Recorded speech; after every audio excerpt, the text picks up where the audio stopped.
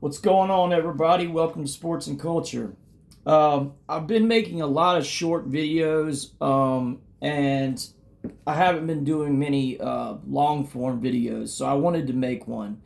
Um, I wanted to talk about the NFL free agency, some of the moves that have been made, um, and most importantly, of course, my team is Green Bay. So I'd like to speak on them and the transactions they made. So we went and picked up Josh Jacobs, I believe is his name, from the Raiders. We picked up McKinney from the Giants, the free safety, which we badly needed. Um, I was high. I was high on the day when I found out we picked up the running back because he's a damn good running back. He was the number one running back 2 years ago with 1,600 rushing yards. He can catch out of the backfield. He's got good burst speed. He's more of a power back than Aaron Jones was, but at the same time, okay. So when I first heard the news, I was excited. I was like, "Yes, this is our year. We got everything." And then comes to find out, a few hours later, guess who's gone? My man, Aaron Jones. And then I was really disappointed, and I was like, "Oh my God!" So we just let go of the beastiest running back, the quickest, the best cuts. I mean, this guy chip blocking everything he needed to do or go far and above and beyond. He did. Um, I hope this young kid comes in, and I hope he lights it up. I really do. Um, but that being said, when you bring in new players into a new offensive scheme, there's going to be bumps in the road. Now, we were this close this past year with the players that we had. And my question is, why would you not go ahead and pick up another complimentary back to Aaron Jones? That way Jones can reduce his amount of carries, not have so much exposure to getting hit, and that way on like third down type situations, if you're third and short, or even on a first down, you could put in Aaron Jones first, second down, have him come in as a third down power back, to just pound it in, and or just rotate them, split their snap counts, 15 and 15. That what you run the ball 30 times a game. I think you're going to win that game as long as you're moving the ball fairly well. If you're getting 4 yards a carry, you're going to win that game. You're going to control the clock. Offense is going to be off the field the majority of the game. And so that's what I thought we were looking at. And now I'm thinking, okay, well, we got to look to the draft. We got to pick up a good running back. So that puts you in a situation where, okay, I think we have 4 picks in the top 100 players to be taken. I know we have a few. We have a few second round picks. It's 2 or 3, I think, and then we have our first round pick. Now we may trade up. We may trade up, try to get another player. But I think the first thing that the Green Bay Packers are going to draft is one of three: a linebacker,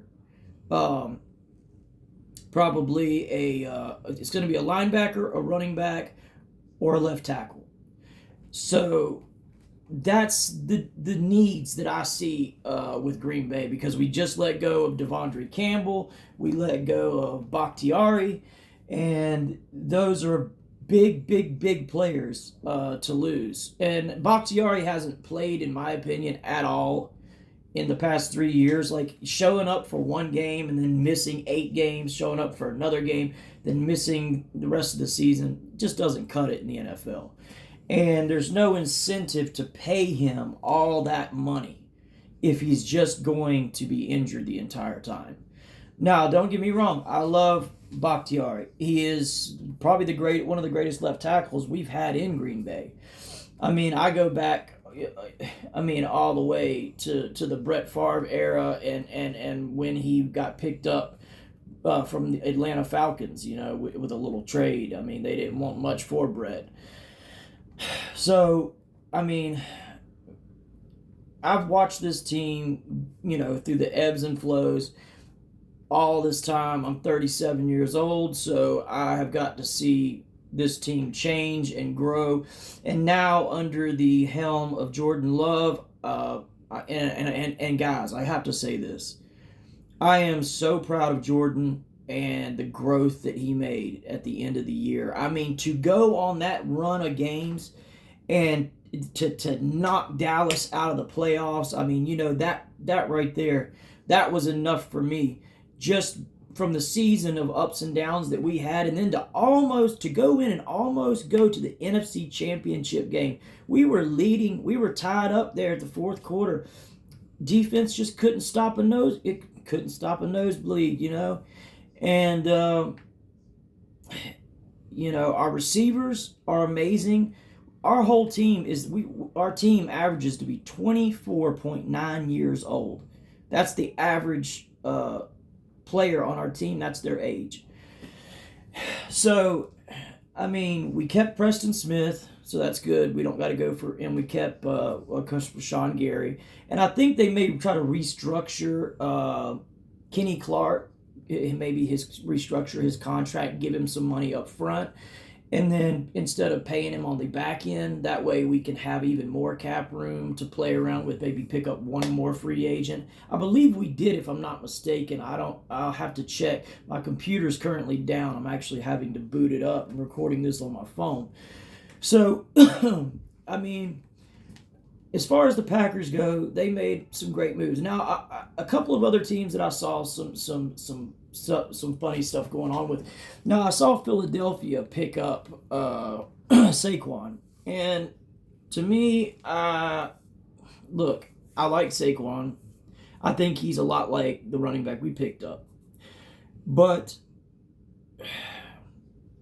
Saquon is he's one of the, I call a fancy back. He's one of those running backs that he's kind of like a Ferrari.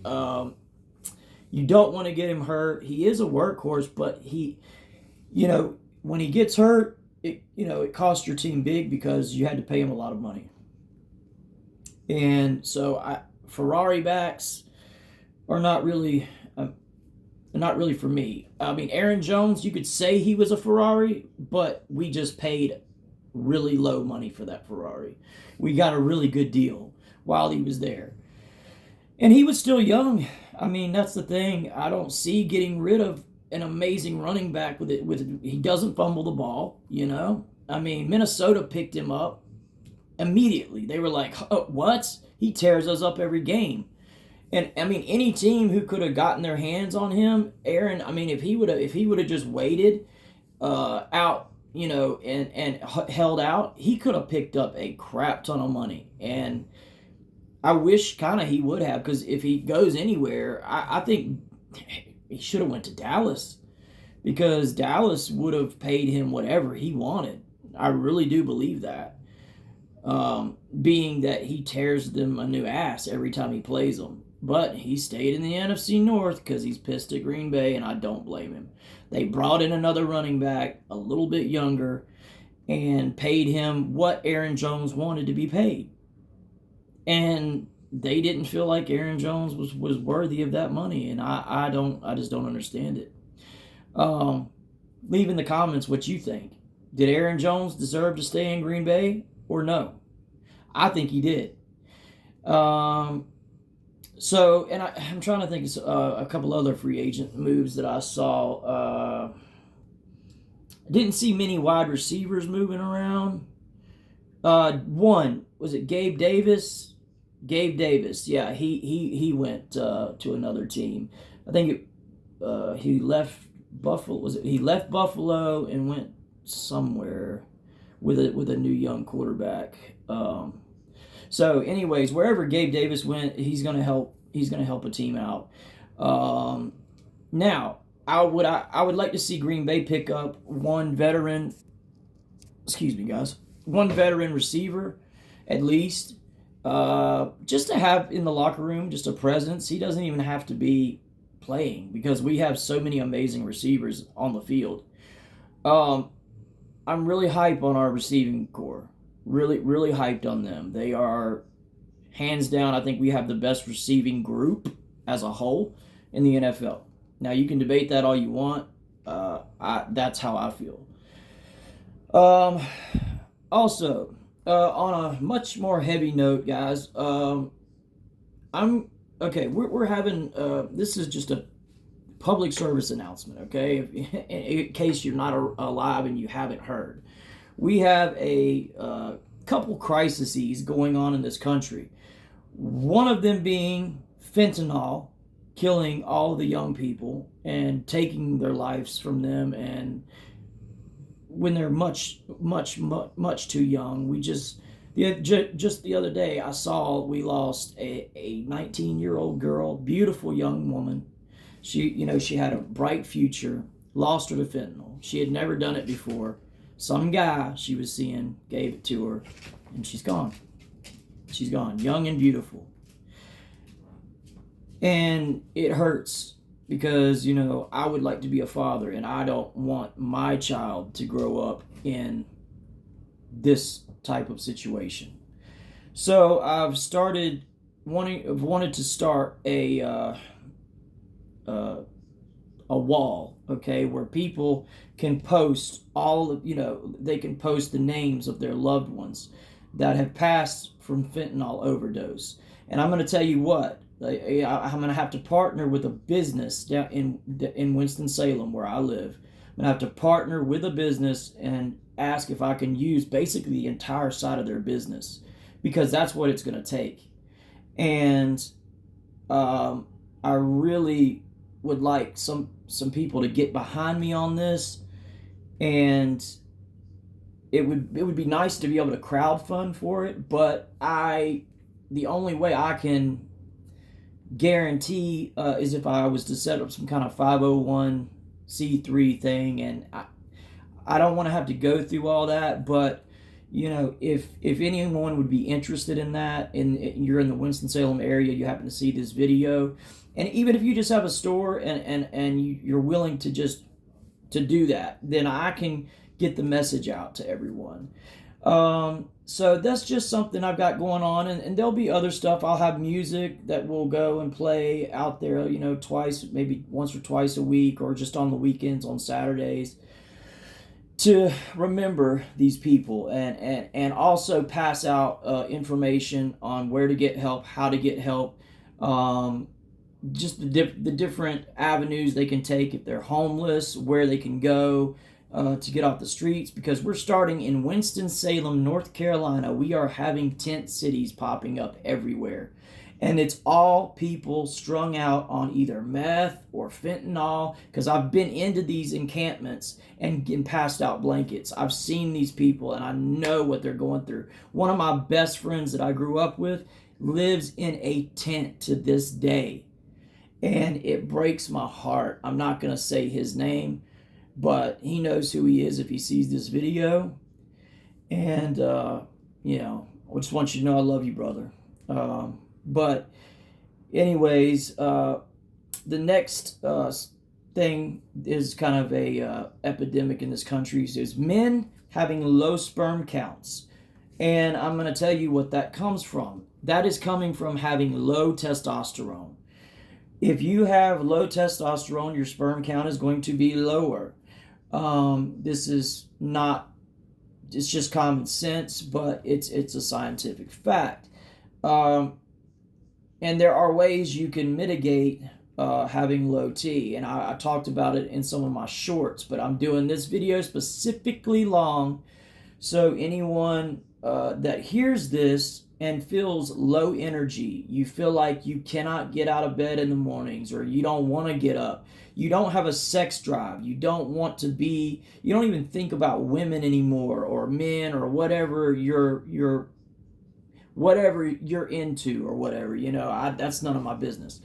I'm just trying to help out men right now, because I experienced it myself. I went in and I'm like, I'm good. My testosterone is great. Well, come to find out, it wasn't.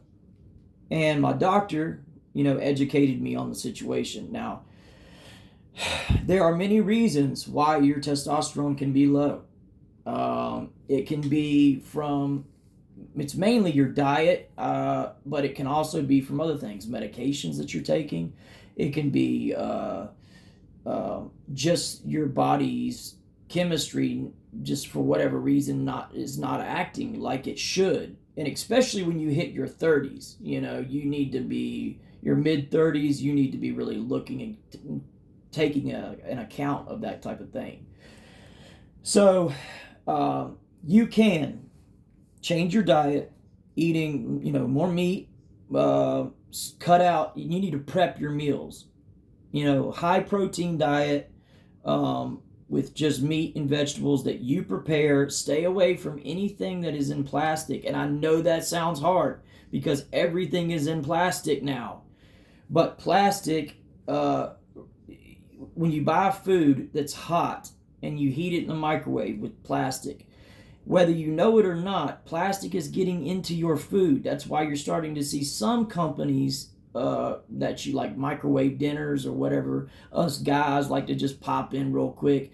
I quit eating them for this reason, but they get microplastics inside the food, which lowers your testosterone, lowers your sperm count, causes men to be more feminine, causes all types of things.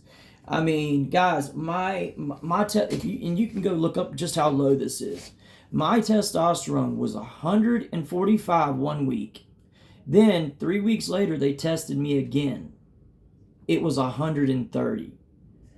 And I'm not a small guy. I'm 6'2". Well, not anymore. I mean, I'm 6'2", but I didn't weigh much, and I couldn't gain weight to save my life, and I couldn't put on any muscle. Well, when I found this out, down the road, 4 months later, I'm 265 pounds. And you might think, oh, that's fat. Yeah, I mean, I may have a little gut from beer or whatever, but it's not, it's not something that I'm not working on. And guys, men's health is very important, especially if you're trying to start a family and you're trying to feel good and you're trying to do something with your life. You need to be physically fit, and you need to be physically ready for that, because men, we have a calling for that, if you know what I'm saying. We feel like we're not worthy if we're not producing something. If we're not doing something productive, we feel like crap. And I know I personally feel really low when I'm not producing something, or if I'm not helping my family or something of that nature. So if you'd like to get in touch with me, you can at me right here on YouTube, and I will respond. If you can message me right here below this video, I'll respond to every message, even dickheads, if people who want to just cause problems. But I will respond to every message. So I would love to hear what people have to say about this topic, as well as the free agency we talked about earlier. And I just wanted to do a long form video. I'm only going to go for 20 minutes. So if you stuck around this long, guys, I really appreciate it. And if you can smack the like button, hit the notification button, that would really help me out a lot, because I have not been able to get any traction with long form videos. Now my shorts, yeah, I'm getting some traction with those. But I have over 100 videos, y'all, and you can see the change, especially with the testosterone. Now that I'm back up to the level I should be at, you can see the change in facial hair. You can see the change in body stature, and just my overall mood and alertness and awareness. It changes everything. And you're going to be so much happier. Just go to your local provider, get tested, and find out what your levels are, and they can adjust your testosterone accordingly. So make sure you seek out a professional doctor, and don't just take my word for it, but really go to your primary care physician and let them know you want to get your testosterone checked. If you're feeling low energy, if you're not feeling good, that's normally a sign of low T. But I'm going to tell you right now, all men in this country, their testosterone is lower than it has ever been, and there's a reason for it. So, and also stop drinking tap water and stop drinking milk. Because milk is loaded with estrogen. They pump that crap in there, and antibiotics and all types of other things. But talk to your doctor. All right, guys, I appreciate you coming in and hanging out with me at Sports and Culture. I will see you guys on the next one.